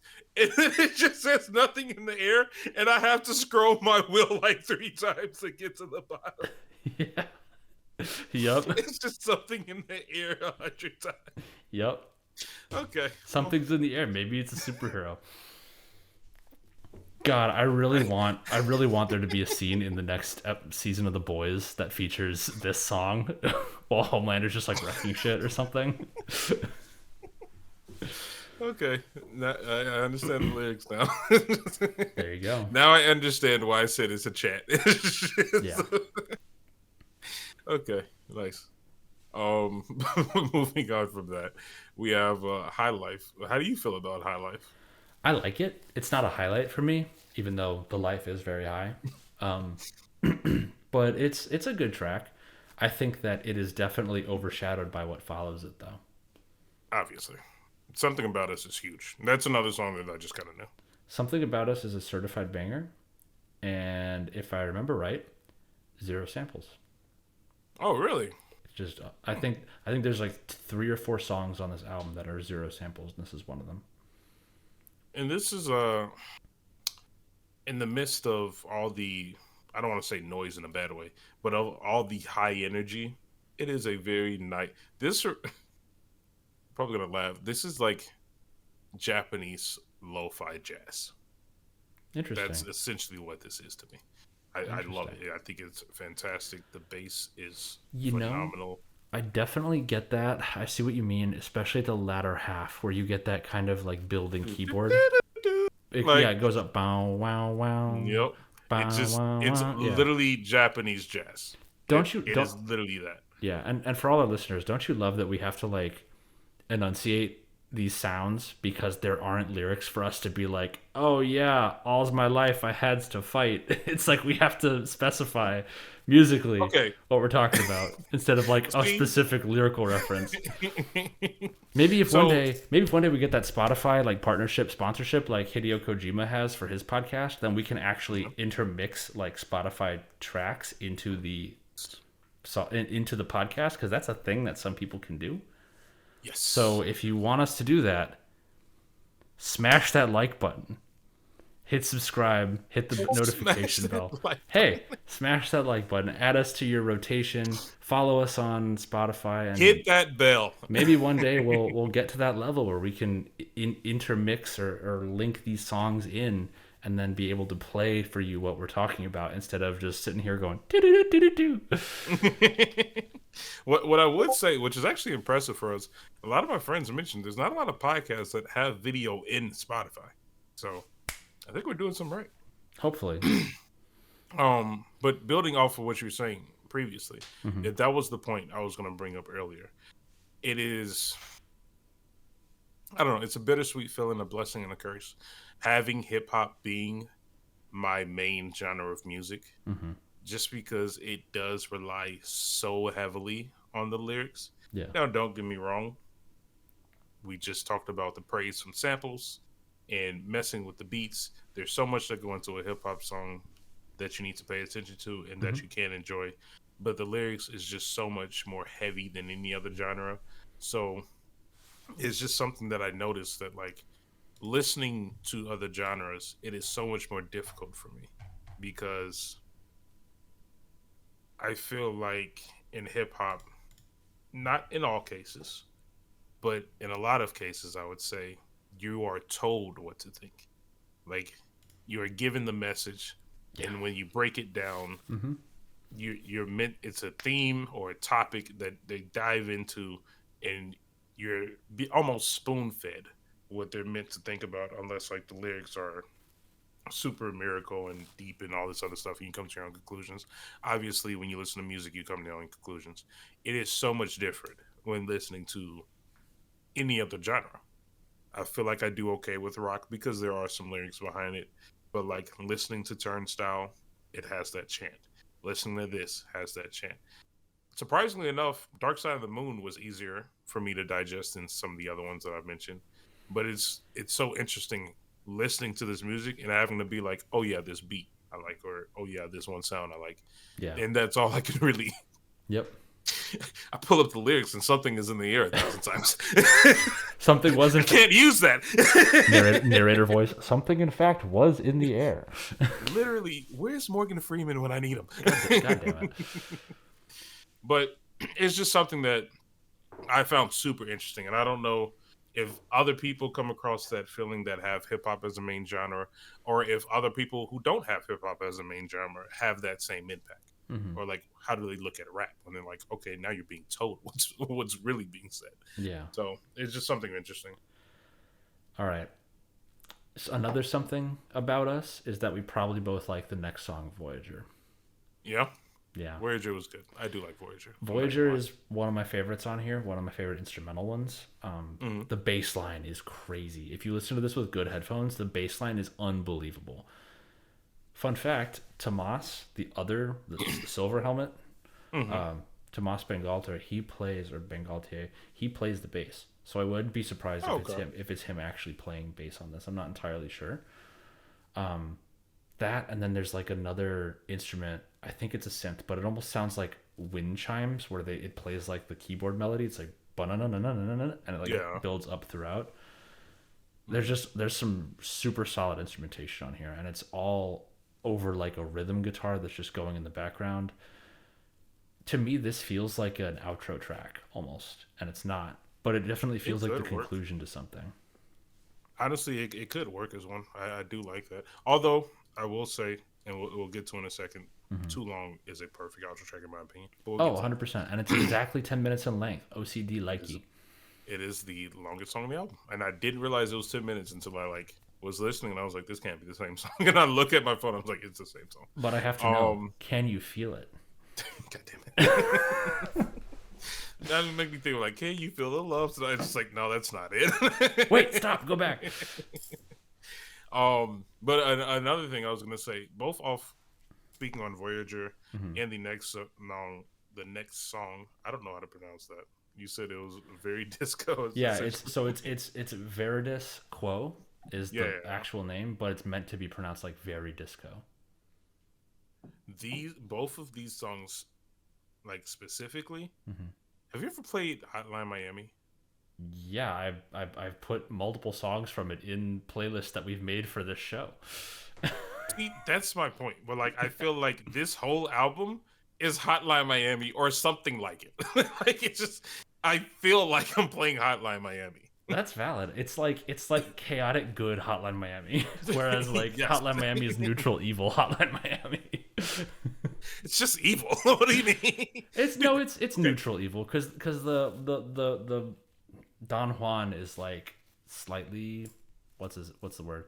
Don Juan is he's a little forgiving compared to the other I two guess with the that's masks. well. I mean, if you think, and we'll go on a little side conversation. Have you looked up like the lore to No, Hotline I Miami, also haven't actually finished bro? the second one, so Okay, I'm not even gonna say anything. I Look 100% up the I played all the lore. first one though. Yeah. I'm just saying, look up Hmm. the lore to Hotline Miami. Hmm. Jesus Christ, Jasper, this is like the darkest game I know. Yeah, it's up Like there. I know it's it up is there. Yeah. insane. Like Yeah. some of okay, I won't go into it.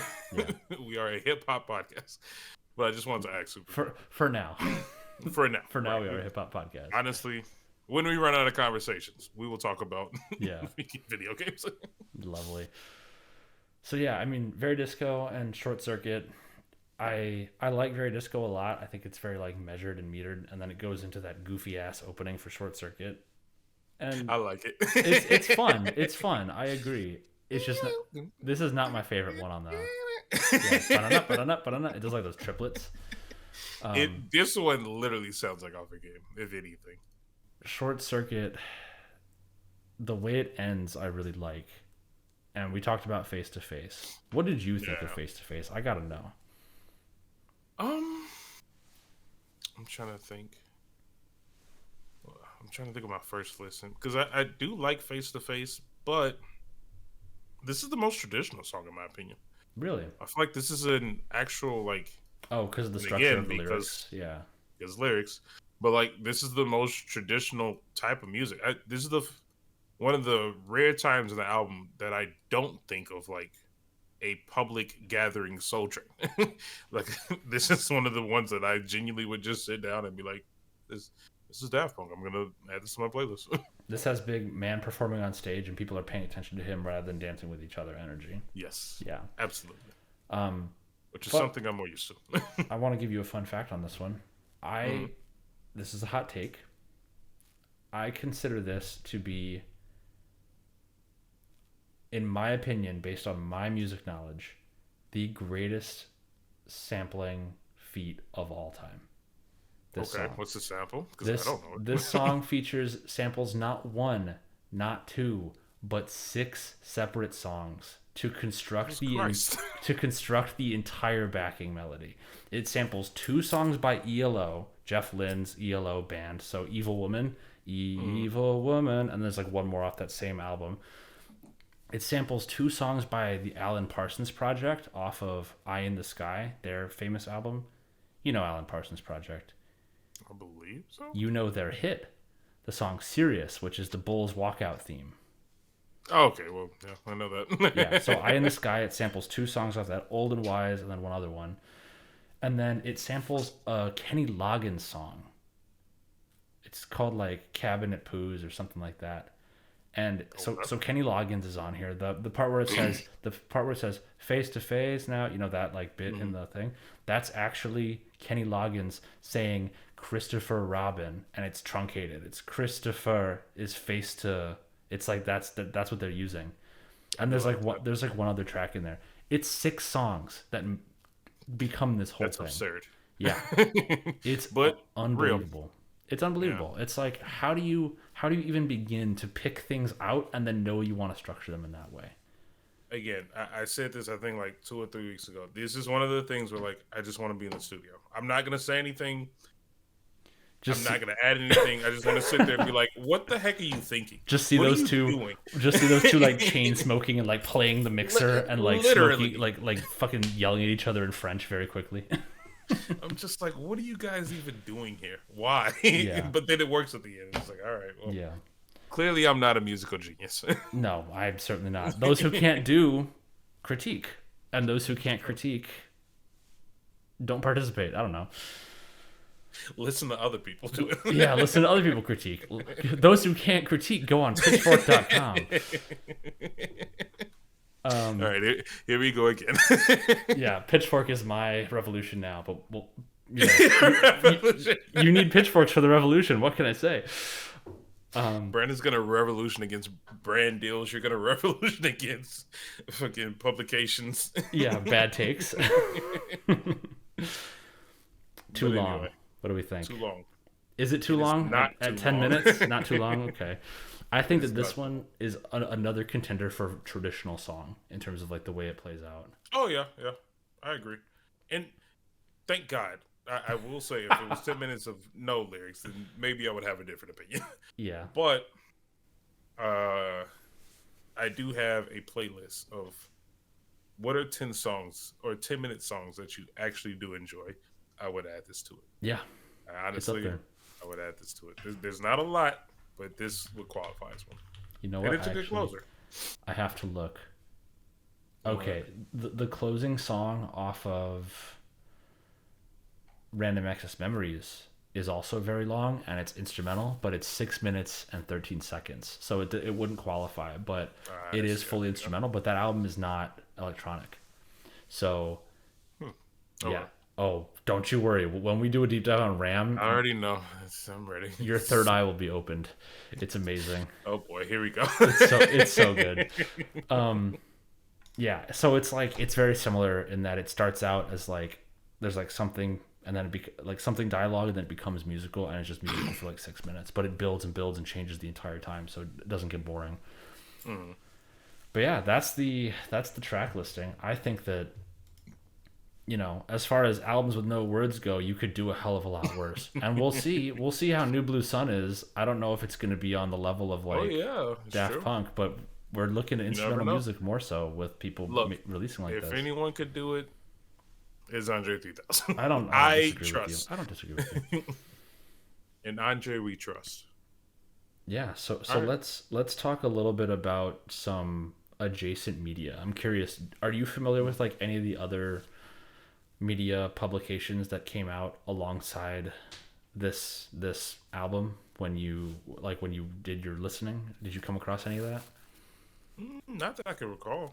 When you go on Spotify, do you Yeah. have it set to just like the album cover view, or do you have it where it'll play like live stuff in the background on some tracks on your phone? Oh, I didn't even think about that. I do have, like, you have the song up and something's like moving in the background. Yeah. I have that turned on, but like, I didn't look at my phone when I was listening to it. So, fun story for you.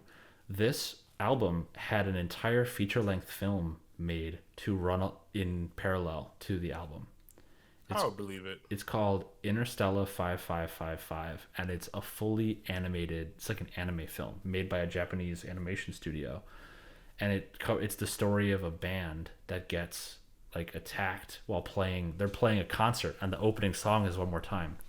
And then after they play that song, this like it's hard to describe because the film doesn't have any lyrics that aren't just it doesn't have any dialogue that's not the lyrics in the songs.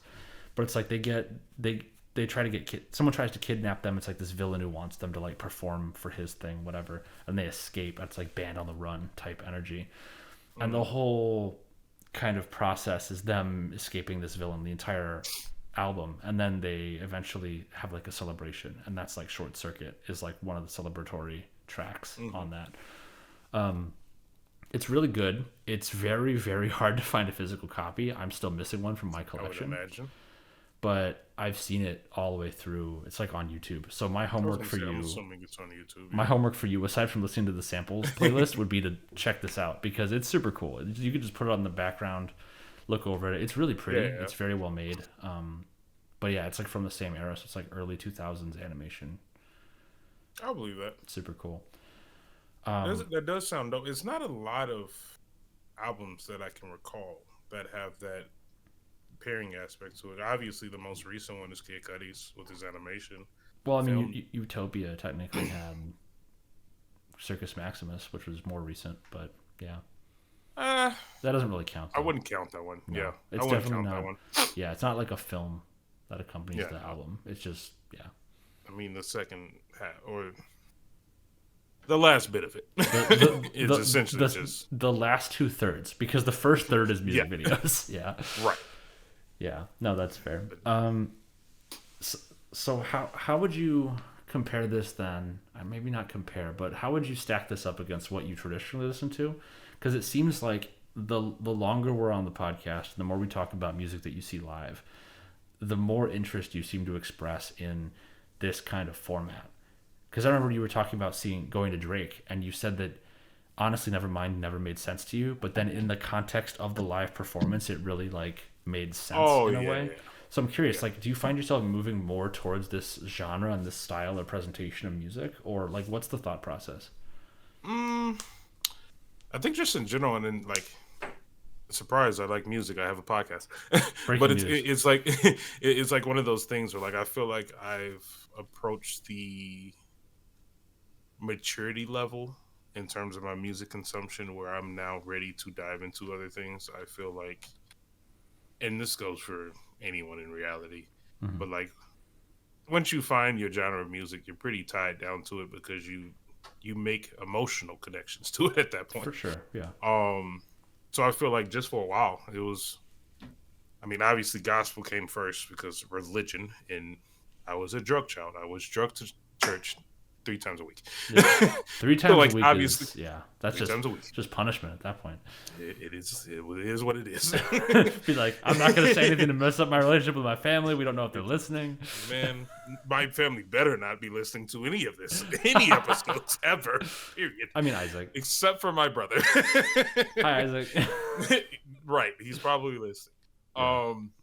So obviously, gospel, hip hop, and R&B are like the things that are tattooed in like my veins. Yeah. Yeah. But as you get older, just naturally you start venturing into other sounds, other kind of genres, and Hmm. I feel like, especially over time, I laugh with some of my friends. Like I have like 6 main friend groups, and like actual groups of people. So like everyone has different music tastes. I have different takes. I love going to see other things with them, and this has been the main push probably for the past year or so, Hmm. where there's EDM, DJ sets. I'm going to see Galantis. I would never go see that on my own. No, I could. Yeah, I don't. I saw Linium.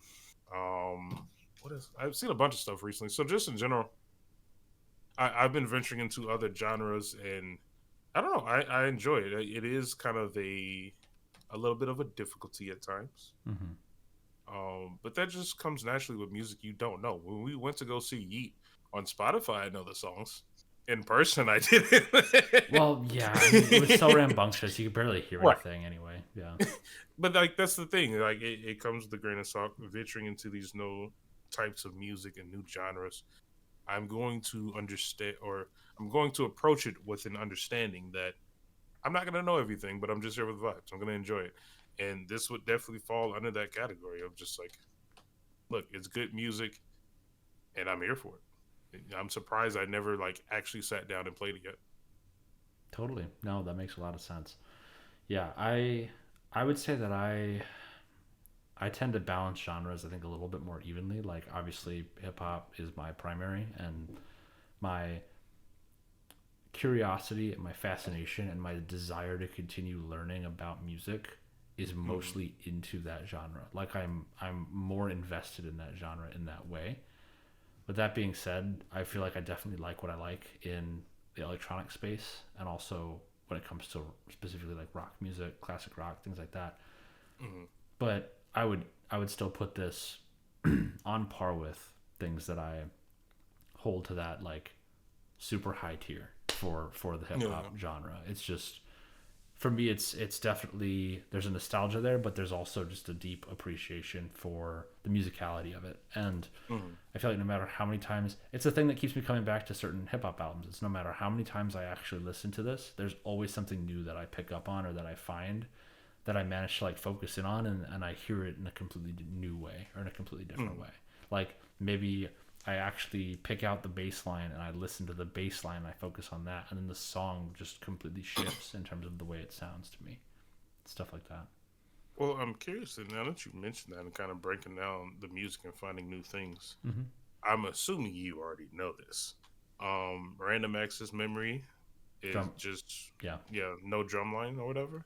You are going right into my next topic, which is very exciting. Uh-oh. My next question, the doc, is there a future for Daft Punk? Because I don't know if you know about this, but they confirmed that they were splitting up in 2021. So um, since then, they've put out a deluxe edition for Random Access Memories, which is in this back shelf over here. We talked about it, which includes a bunch of sample material. They've put out represses of a lot of their iconic vinyl, or like a lot of their iconic albums, and they just released a drumless version of Ram. But I'm curious, based on like what you've listened to, do you think that there's maybe like room in the culture, in the music scene for this kind of music to come back? Like, would you want it to come back? Would you want to see them make more music in this vein? Like, what are your thoughts? um, it's interesting that you asked that because I did see you put that in earlier when I was looking at the doc. Mm-hmm. Um, I don't make this take often, Mm-hmm. and I don't want it to be received in a negative light by like Mm-hmm. the listeners or whatever. But I do believe in the concept of retirement. Like, No, I honestly yeah, think there are some artists out there that should retire. I agree. I think once you reach a certain point in your career and you've made a solid discography that holds up your legacy, Mm-hmm. not that you don't have anything to say, but music can only carry so far in terms of your expression. And like, I feel like a lot of artists, especially in the hip hop genre, which is what I'm familiar with, some things may be forced, Mm-hmm. and the story doesn't hold weight at all because you don't have anything new to say. And I feel like, at least for this genre, it's not focused on lyrics anyway. Mm-hmm. So, like, have your music as successful as you've been, allow your music to exist, create your legacy, and don't force anything new because I don't think it's unless they like just have something that they need to share, then do it. I understand that. I'm not against that at all. But I think you should have comfort with looking, and I this is going to sound unnecessarily deep. You should have comfort at reaching a point in your life to be able to look back and say I'm okay and like be happy with it. Yeah, And I feel like they've reached a point in their career where, like, you know what? You can proudly say we had an excellent career, an excellent discography, and where EDM and electric music is right now. It's not like they're gonna reinvent the wheel. They're not gonna change anything crazy that I could think of. Like, uh, if their future is to go on tour, cool. If the future is to maybe do something with another media, like film or something, cool. I'm not against it. But in terms of like music, I'm okay with what we have. I'm not against it. And that applies for a lot of people I know. That applies for Eminem. You should have stopped 3 albums ago.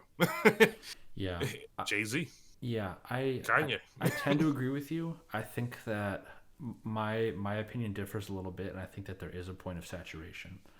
Mm-hmm. Um, I don't know if you know this, but in terms of actual mainline albums, like main primary releases, including the Tron soundtrack, which is technically its own album, Daft Mm-hmm. Punk has actually put out 5 projects across their 16 years of actually actively putting out projects that are not deluxe editions or remixes or other stuff. From Right. 1997 to 2013, they put out 5. And yeah, each project is unique and special and exciting and heavy in terms of its influence in its own way. But I don't necessarily feel that we achieved any kind of saturation in terms of the genre, the industry, or the sound that Daft Punk brings to the table, like we have with some of the other artists you mentioned. So I think with that being said, I think there would be room for them to potentially maybe one day make something new and kind of shift the paradigm a little bit of what is popular sound within electronic music. Not necessarily EDM, because I consider EDM to be a separate thing from just baseline electronic. But I could definitely see them still having an impact in that way if they chose to come back and put something out.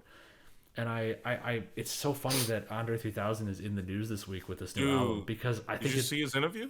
Yeah, with NPR. Yeah, there's just Yeah. there's such a parallel, I feel like, between these two. It's like Daft Punk is the Andre 3000 of of electronic music, in a sense, where it's like The outcast. put something out as a duo and then disappear for a really, really long time. Yeah. But yeah, I think there's room for them to innovate and continue to shape the space if they choose to, either individually as like solo artists or as, you know, a duo. But whether or not they choose to do it is, I think, obviously totally up to them. And if they want to retire, more power to them, because it's it is a hell of a catalog that they have, even at 5 albums. So Absolutely. I remember seeing it's something. Go ahead. I just remember seeing a thing right after Random Access Memories came out, because musically it's the most different. It's not electronic like the rest of their albums are. But it was this really funny thing where someone said, it was like some post online, someone's like, what if every time Daft Punk undergoes like a sonic shift, like a musical shift where they step into a different genre, it's because the two guys who wore the helmets for a really long time got sick of it and handed it off to two other musicians who they really like to, like, You never know. continue the Daft Punk name but have it be like just completely different artists or something. Honestly, I wouldn't be surprised if something like that did happen or existed. Yeah. A passing down, a passing of the torch. Yeah. So I think that I would love to see what they would come up with in 2023, or like in the contemporary space, but I'm not counting on anything, you know, going How forward. old is the people in Daft Punk? They're in their 50s now, I think. Late 40s. See, that's the thing. Late 40s, early Like, 50s. It's just, it would be interesting to see what they would have to share. Right? Because I would be more, if they were to come out with something, like I said, my personal opinion, if you want to retire, I support it, because like at some point you got to stop in general.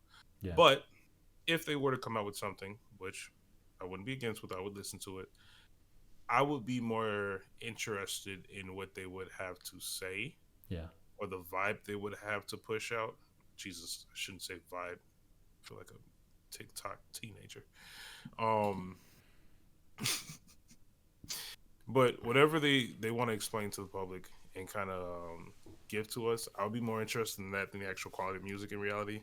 Because like I was just listening to the Andre 3000 interview that I was saying, where he was saying there people are under the impression that he's just sitting on raps, and he was saying, like, in reality, I swear I'm not. Like, I'm considered a top 5, top 10 rapper on so many people's lists, but like, I'm 48. I'm not gonna rap about a colonoscopy. Like, it's just not a thing. Wild, yeah. So it's just like, okay, well, it makes sense. Then put out a flute album. Yeah, it's interesting. I think that the genre shift for a lot of artists has proven to be like really valuable in a way, whether it's critically or commercially. I mean, look at Gambino putting out, you know, Awaken My Love, and what that did for him. And God, I want you to listen to Ram so bad. I want to have this conversation about Ram, because it's just, it's so We're different. going to listen to it. I know, but it's going to be like another year. I can't wait that long. It's just so fundamentally. I've already different. heard like half the songs. Have you? Most like, hold on, I'm gonna pull You've it heard up. Get Lucky. You've probably heard Instant Crush. Those, I would say you've heard 2. Those would be my thoughts. Lose Yourself to Dance. Okay, Touch, well that's Get Pharrell, Lucky. so that's fair. You've heard Touch? Where would you have heard Touch? so. That song is long as hell and It is a long and song. dark. It's like But very it has intense. Pharrell. Touch? Yeah. Touch? Or no, isn't not Pharrell. That's Paul Williams. Sorry. Yeah, Paul Wrong Williams. Yeah. But yeah, I'm gonna listen to it eventually.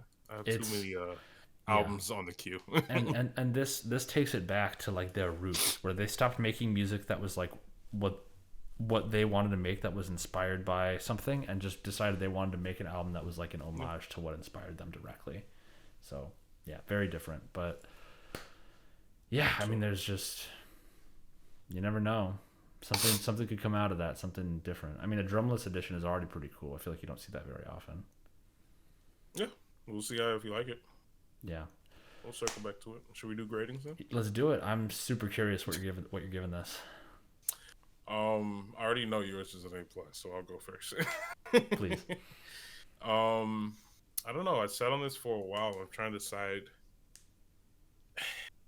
I think, in terms of quality, it's like A minus for me. Mm-hmm. I think it is. And to be fair, I don't listen to a lot of electronic music, and I really enjoy this. I will say, I think it deserves an A minus. I'll say that. I'll leave it at that. I think it deserves an A minus. The reason it's not like an A plus for me, one, I'm not as familiar with electronic music in general, Mm-hmm. and two, again, I don't want to say I'm suffering, but I'm impacted by hip hop being a main genre, Yeah. and so there's just a lot of like holes, and so because of that, not that I can't create my own meaning, but like I don't get a deeper sense of meaning I out of get it. just like the Yeah. music alone. Yeah. And so I enjoy it. It's good music. I'll play it in the background while I'm playing the game. But like it's just not something I would listen to right away. But That I makes do sense. understand the quality.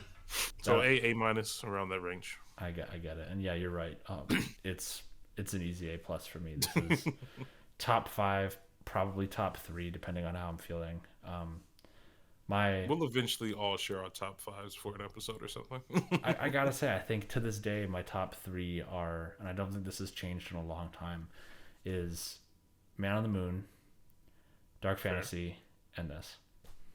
Okay.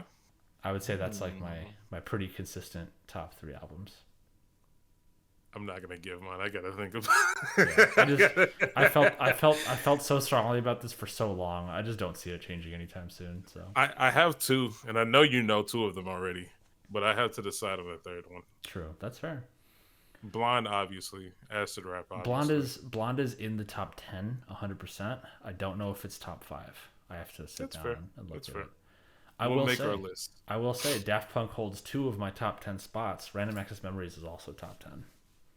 I'm not surprised. Not as high as this, but it's up there.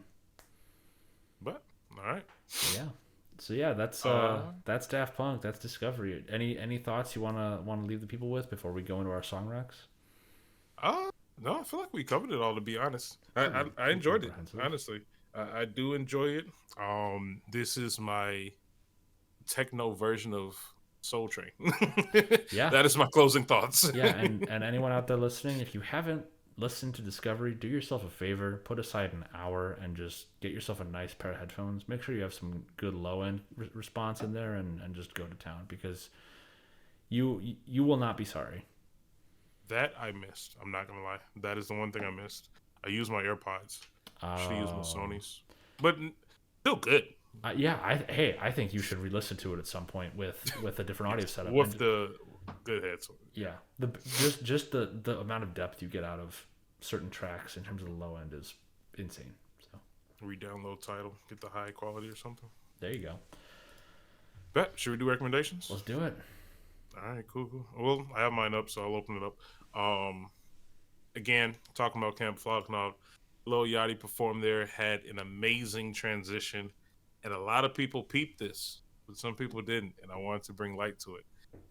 Doing the transition from one song to another, he actually ripped off the flow of another artist.